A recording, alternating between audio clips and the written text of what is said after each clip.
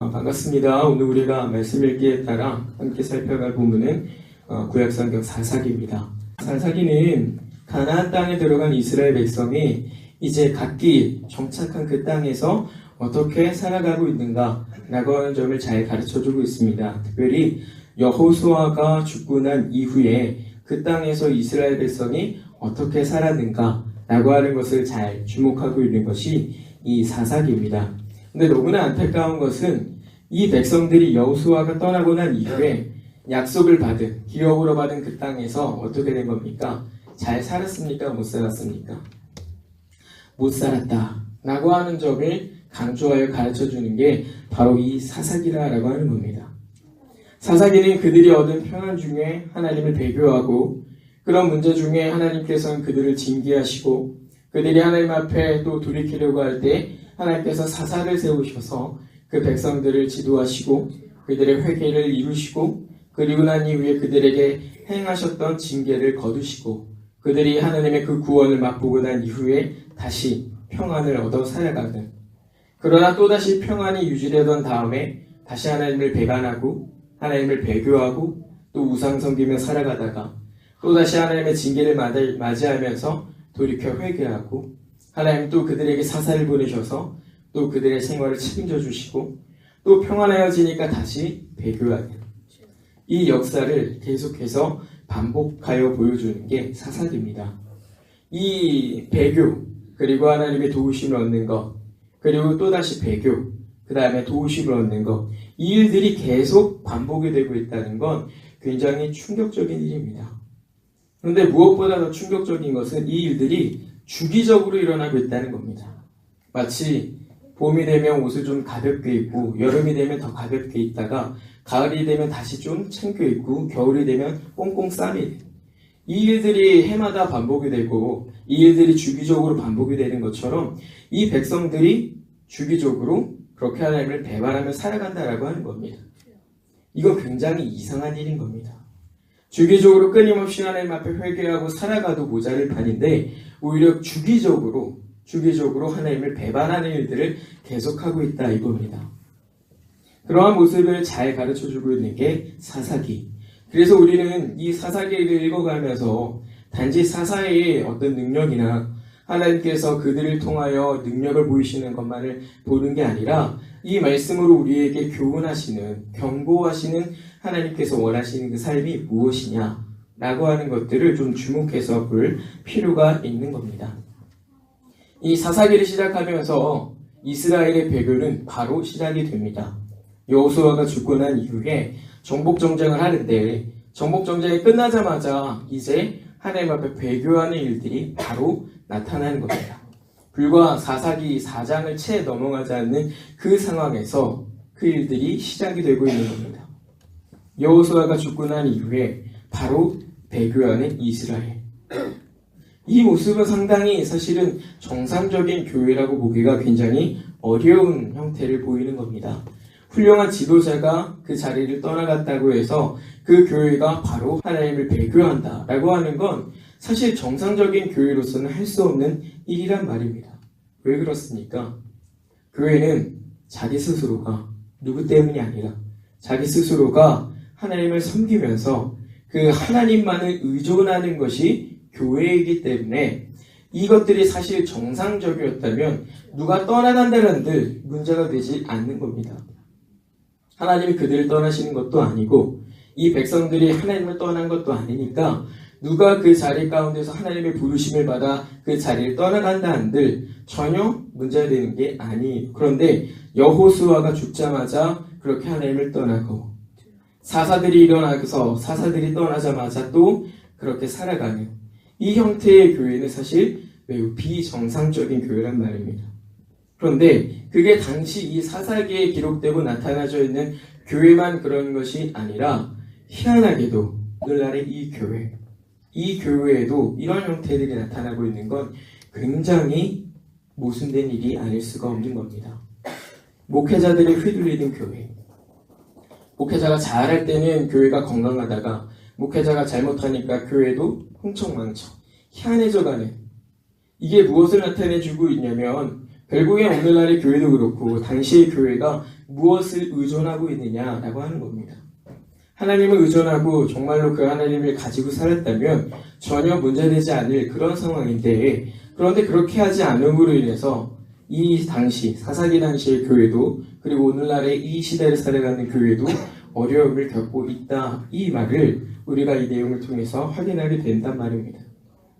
근데 우리가 지난 수요일에도 확인했듯이 하나님의 사랑이 어찌나 그 백성에게 넘치는지 하나님이 그 백성을 쫓아내지 않으십니다.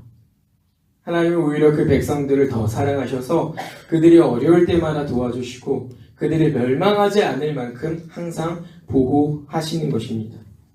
사사 운니엘이라고 하는 그 초대 사사로부터 삼손이라고 하는 사사에 이르기까지 사사기에 기록된 13명의 사사가 바뀌는 동안 이 백성들이 하나님 앞에 이 반역하는 문제를 해결하지 못했는데, 하나님 앞에 배교하고 하나님 앞에 불순종하는, 하나님 앞에서 비신앙적인 모습을 가지고 살아가는 일들을 해결하지도 못했는데 하나님이 끝까지 그들에게 많은 기회들과 사랑을 베풀어 주신다라고 하는 건 대단히 놀라운 일입니다. 오늘날 수요일에도 말씀을 드렸습니다만 교회가 성실하면 안 되는 사랑이 바로 이러한 겁니다. 교회가 자꾸 자기 안에서 무엇인가를 내서 하나님 앞에 가지고 가서 하나님으로부터 무엇인가를 얻어내려고 하는데 그게 아니란 말입니다. 하나님이 먼저 우리에게 주셨고 하나님은 마땅히 주신 것에 대하여 거두실 수 있는 겁니다. 다만 우리가 하나님 앞에 거두어 드릴 것이 없음에 대해서 아파할 문제지, 우리가 무엇인가 조금 낸 것에 대해서 하나님 앞에 가지고 가서 자, 내가 이걸 갖고 왔으니까 하나님 내게 이걸 주십시오 라고 할 수 있는 건 아니란 말입니다. 사사기는 그러한 점들을 우리에게 대단히 잘 보여주고 있는 겁니다. 오늘 우리가 읽은 이 본문에서도 이 사사기의 어떤 형태들이 반복이 되고 있는 걸 확인할 수 있습니다. 특별히 그 아이 앞서서 드보라 사사라고 하는 그 사사를 통해서 한 번의 위기를 모면하게 된 이스라엘 백성인데 또다시 하나님 앞에 악을 행하는 겁니다. 자, 그럴 때 하나님께서는 기드온이라고 하는 사사를 들어서 그 백성을 도와주시는 겁니다. 오늘 우리가 읽은 부분은 이 기드온 사사의 마지막 부분이 되겠습니다. 우리가 흔히 기드온이라고 하는 사람을 떠올리게 되면 같이 붙어서 나오는 게 이제 300용사입니다. 기드온 하면 무조건 300용사예요. 그걸 기억하는 일은 상당히 유익한 일이면 틀림이 없습니다. 그런데 그거보다 더 여러분 중요하게 보셔야 되고 여러분이 더 잘 생각하셔야 되는 건 그들의 결과가 어떻다? 잘 됐다? 아닙니다. 또다시 반역의 길로 빠져들었다, 이겁니다.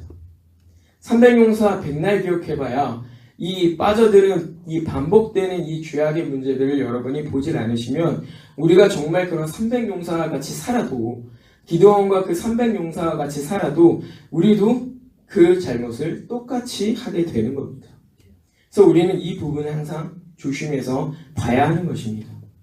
오늘 우리는 함께 읽은 이 본문, 그러니까 이 기드온 사사의 마지막을 통해서 또다시 하나님 앞에 배교하는 이스라엘로 변해가는 이 본문을 읽어가면서 우리는 어떤 문제를 조심을 해야 우리가 이 끊임없이 반복하는 죄악의 문제를 끊어낼 수 있겠는가 라고 하는 부분들을 좀 생각을 해보려고 합니다. 함께 읽은 본문에서 기드온 사사의 마지막이 결코 긍정적이지 않다라고 하는 걸 바로 알 수 있을 것입니다. 어떤 일이 있었는데 그것이 그 집안의 올무가 되었다 라고 하는 것부터 벌써 좀 찜찜한 마지막 기록인 걸 확인할 수 있습니다.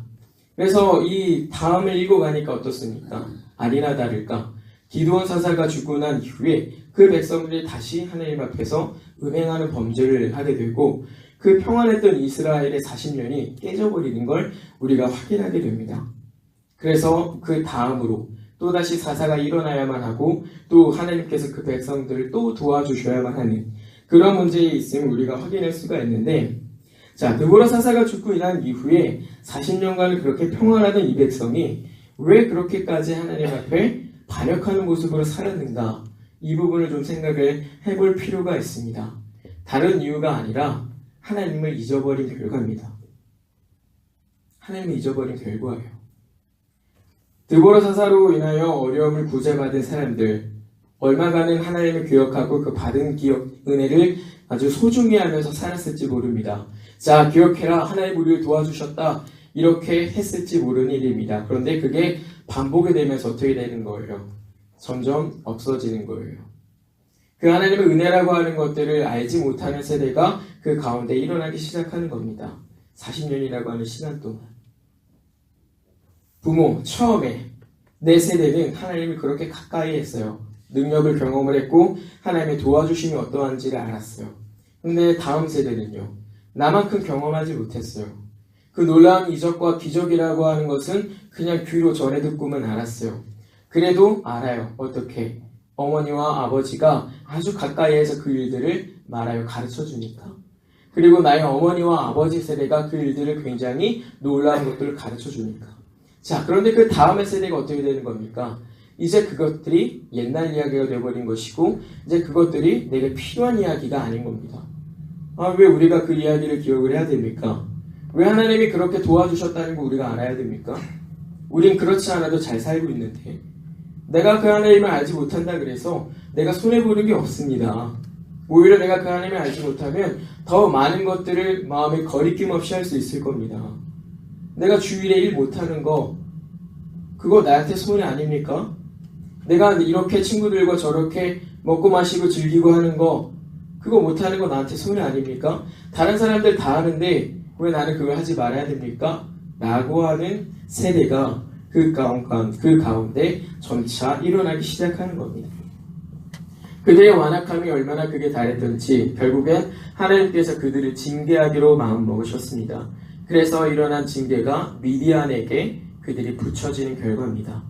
오랜 것도 아니에요. 딱 7년입니다. 7년. 딱 그들이 하나님 앞에 따끔하게 매를 맞고 아이고 정신 차려야겠다 라고 하는 그 시간. 하나님께서는 그것을 통해서 이스라엘을 다시 각성하게 하십니다. 이 부분이 굉장히 유념해서 봐야 될 거는요. 평상시에 우리는 그렇게 조심할 수 있는 사람들인데 우리가 그것들 잊어버리고 살아가면 하나님께서 그걸 깨닫게 하시는 겁니다. 그런데 하나님께서 우리에게 그것들을 깨닫게 하실 땐 말이죠. 좀 아플 거예요. 미리 알고 그것들을 조심하고 살아가면 오히려 더 문제가 안 되고 더 평안할 것인데 우리가 그런 순간에서 하나님이 기뻐하지 않는 일들을 반복적으로 하다가 그게 기뻐하지 않는 일임에도 불구하고 그것들을 깨닫지 못하면 결국 하나님께서 그 인생의 채찍으로 요놈하시는데 그건 상당히 아플 거라 이겁니다. 이스라엘 백성이 따끔했어요. 그래서 그 백성들의 마음이 이제 화들짝 놀라기 시작해서 이제 하나님 앞에 울며 불며 부르짖습니다. 하나님께서는 그들을 찍어 누르지 않으셨습니다. 앞서서 말씀드렸다시피 그들에게 죄악을 묻기 위해서 너희가 왜 반복된 그 죄를 짓고 있느냐라고 하는 걸 가르쳐주기 위해서 하나님께서 하신 징계였기 때문에 그 일들을 속히 거두어 주셨습니다. 기드온이라고 하는 사사를 들어다가 하나님께서 그 미디안으로부터의 어려움들을 벗어나게 하셨고 그 미디안으로부터의 어려움을 벗어나게 하실 뿐만 아니라 그들이 소유가 또 늘어나게 하셨습니다. 미디안이 가지고 있던 것들을 이스라엘이 자기의 소유로 몇 가지를 삼았던 거예요.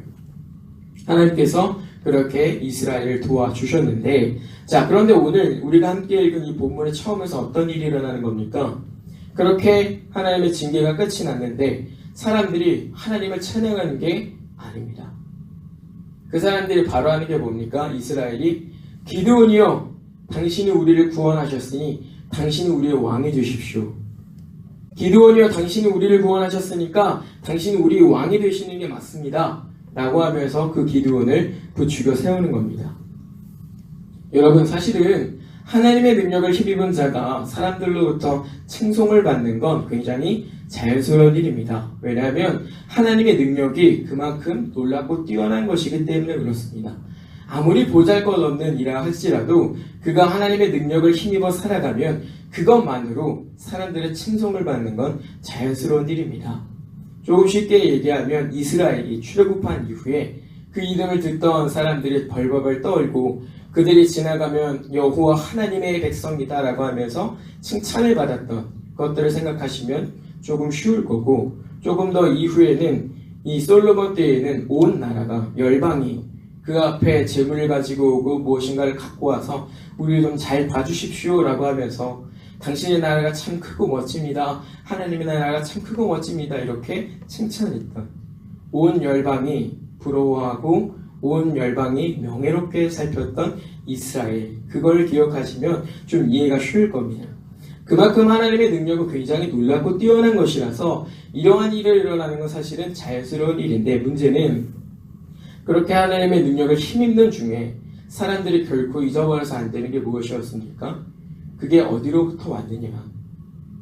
하나님으로부터 왔다라고 하는 걸 잊어버리면 안 되는데 이걸 잊어버린 겁니다. 이러한 내용을 보면서 우리가 같이 경고받아야 될 것은, 우리가 하나님의 능력을 힘입어 살아가는 사람이지만 우리 또한 이런 모습을 동일하게 가질 수 있다는 점입니다. 하나님의 능력을 힘입었지만 하나님을 교역하는 게 아니라 나 자신의 영광이나 타인의 영광을 먼저 보게 되는 그런 어리석은 문제에, 굉장히 비신앙적인 문제에 우리도 노출되어 있을 수 있다라고 하는 점을 우리가 기억을 해야 되는 겁니다.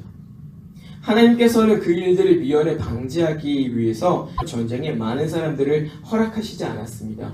왜 300용사냐면 이 사람들이 이런 일에 빠질까봐 하나님이 허락하지 않으신 거예요. 처음에 미디안과 전쟁하기 위해서 사람을 불러와라 그랬더니 너무 많은 사람들이 몰렸습니다. 그러니까 하나님이 이런 말씀하십니다. 기드온아, 미디안과 싸우기에 이 사람들 너무 많다. 좀 돌려보내라. 왜 그렇게 돌려보내시는가 라고 봤더니 그 사람들이 자기의 능력을 힘입어서 자기들 스스로가 구원했다고 자랑할까 염려하신 겁니다. 우리가 읽지 않았습니다만 이 사사기 7장 2절 보시면 하나님께서 그렇게 말씀하신 부분이 나와요. 이 사람들이 자기 힘으로 자기 스스로를 구원해야 할까 염려하여서 하나님께서 그들을 돌려보내시는 겁니다.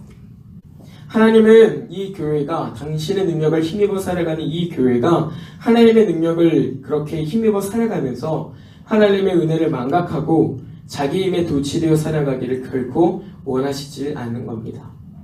그래서 미연에 방지하셨는데 어떻습니까? 그걸 해버린 거예요. 그 문제에 빠지고 만 겁니다. 오늘날 교회가 사실은 이러한 문제에서 자유할 수가 없는 겁니다. 사실은 이러한 문제에 너무나도 이 교회가 빠져있기 때문에 오늘날 우리가 마주하는 이 현실의 문제를 경험하게 된 것일지도 모릅니다. 왜냐하면 과거의 교회의 부흥기를 교회는 잊지 못합니다. 하나님의 힘을 입어서 특별하게 한 거 없는데 그냥 교회라고 하면 무수히 많은 사람들이 모였던 때가 있습니다.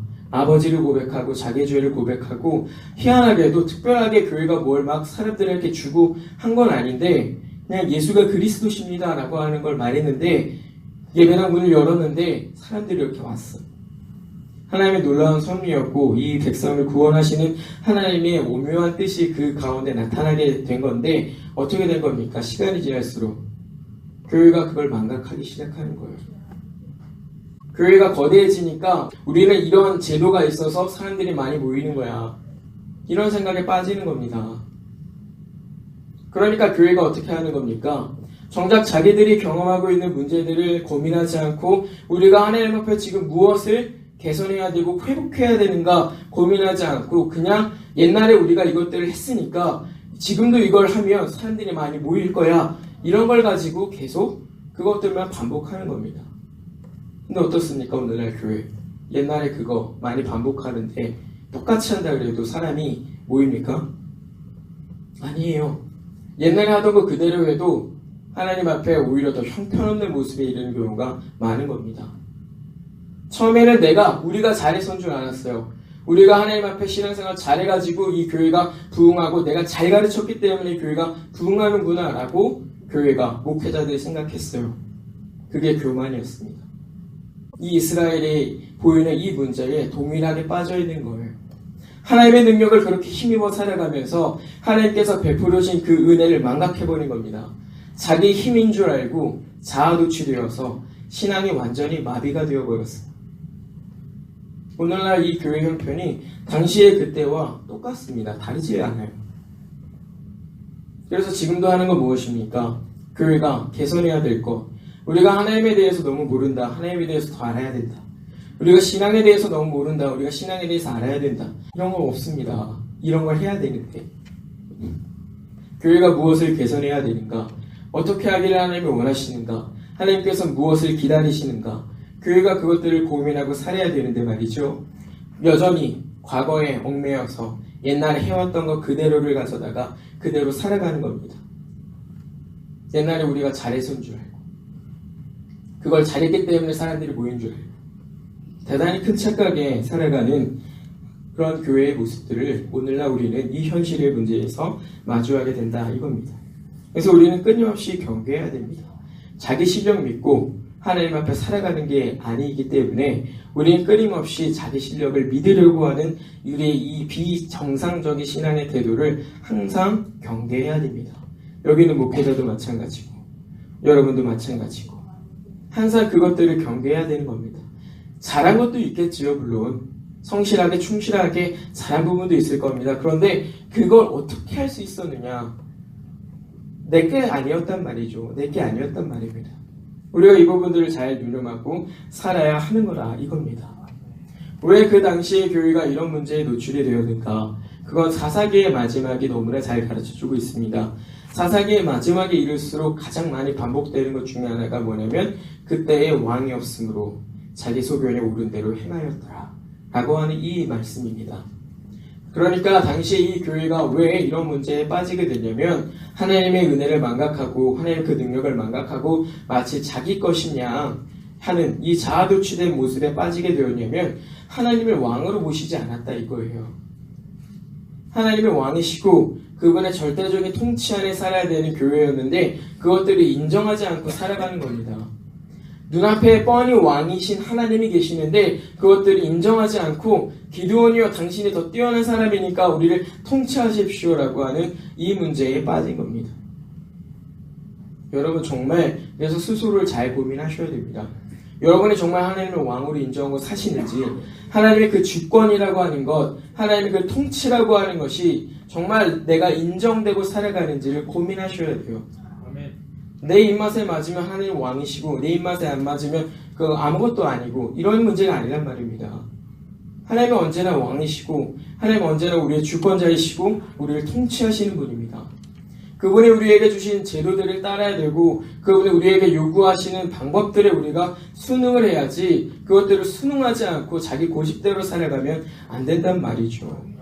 그 당시에 교회가 하나님을 왕으로 인정하지 않고 그 당시에 교회가 하나님의 주권을 인정하지 않은 결과가 이런 문제에 빠지는 이런 아주 무서운 문제에 빠지는 하나님이 아닌 다른 것을 교회에게 주인으로 삼으려고 하는 이 무서운 문제에 빠지게 되었다 이겁니다.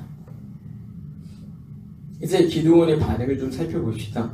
기드온이 이 사람들이 그렇게 자기를 왕으로 삼으려고 했을 때 어떻게 합니까? 아닙니다.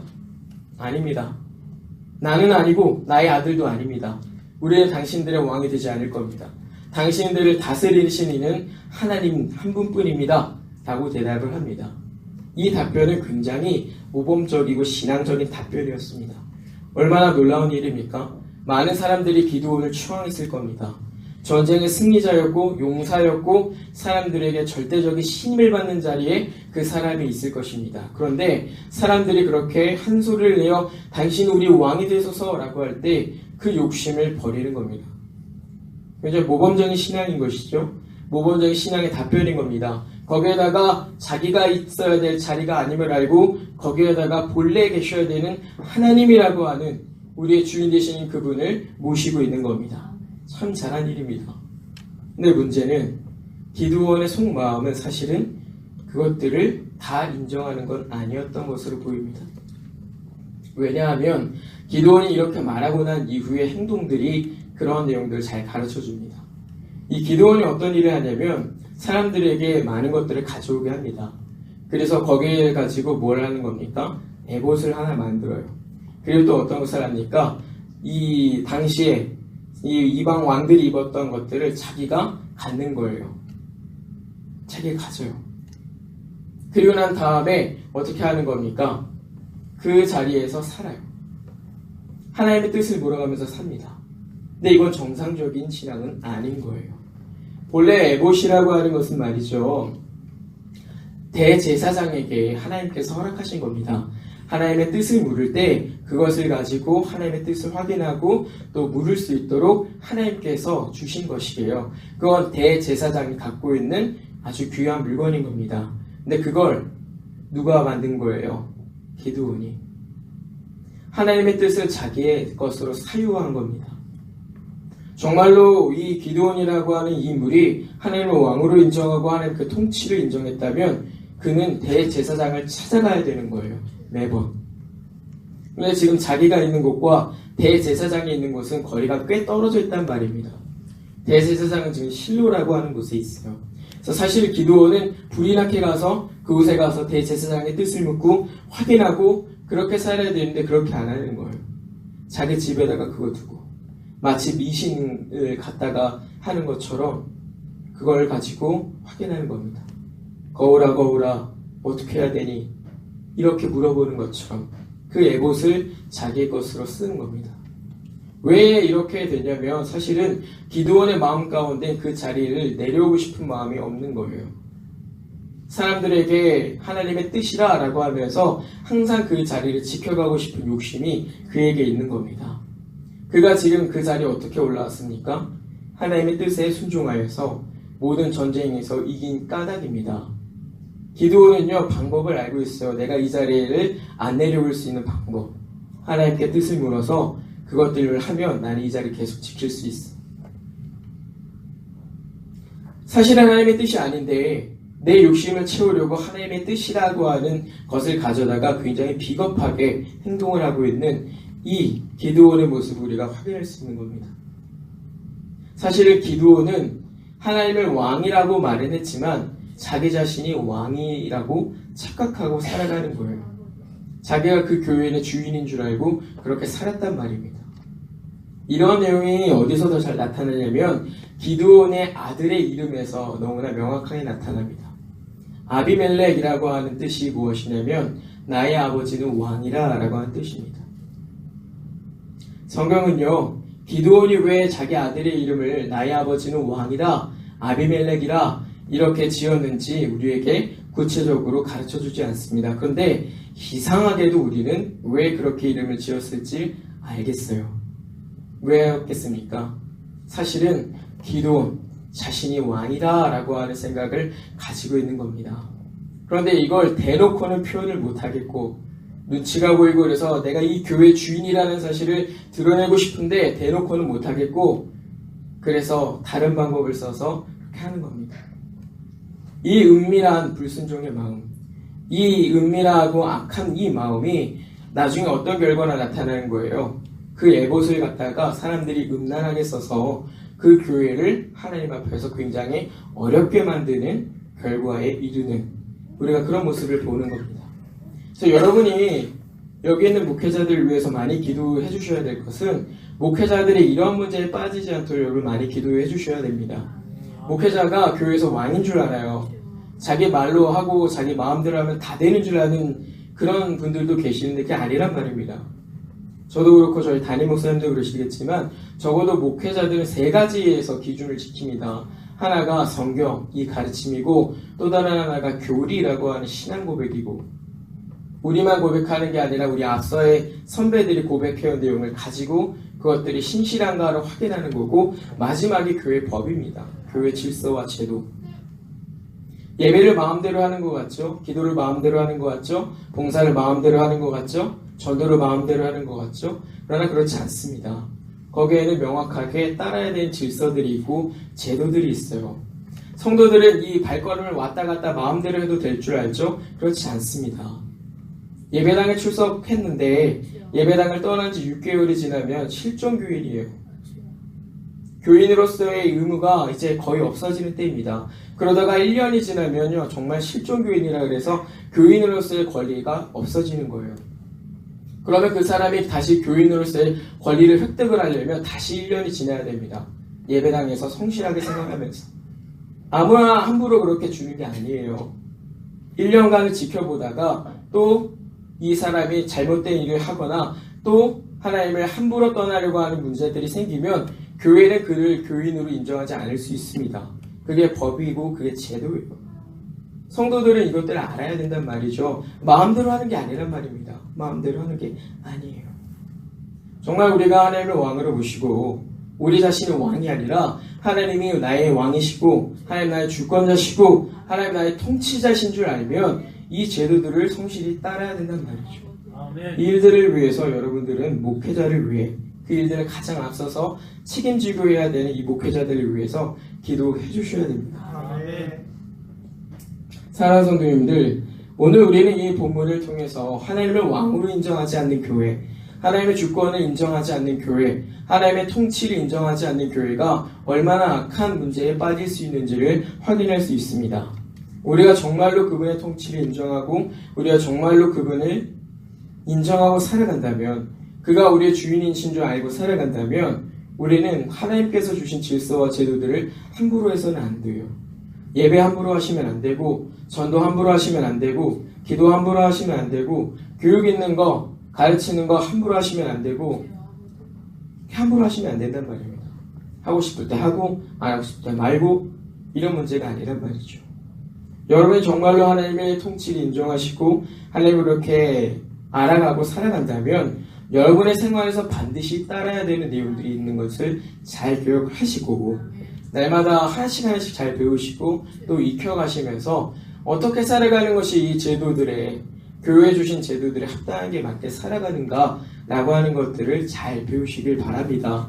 그렇게 살아가셔서 정말로 우리 교회가 하나님의 주권이 무엇인지를 드러내고 하나님을 인정하는 생활이 무엇인지를 드러내며 살아갈 수 있는 그런 교회가 되길 바랍니다. 세상의 교회가 자기 마음대로 떠났다가 들어왔다가 왔다가 갔다가 그런 교회가 많은데 우리 교회는, 적어도 우리 교회는 그런 일이 없고 신실하신 하나님의 말씀이 우리 안에 있어서 그가 주신 여러 가지 제도들이 우리를 보호하고 우리가 그것들을 잘 따라서 정말 하나님의 주권이 하나님의 따라 살아가고 그 인정하는 삶이 무엇인지 이런 것들을 잘 들으며 살아갈 수 있는 그런 교회가 되기를 주님의 이름으로 부탁을 드립니다.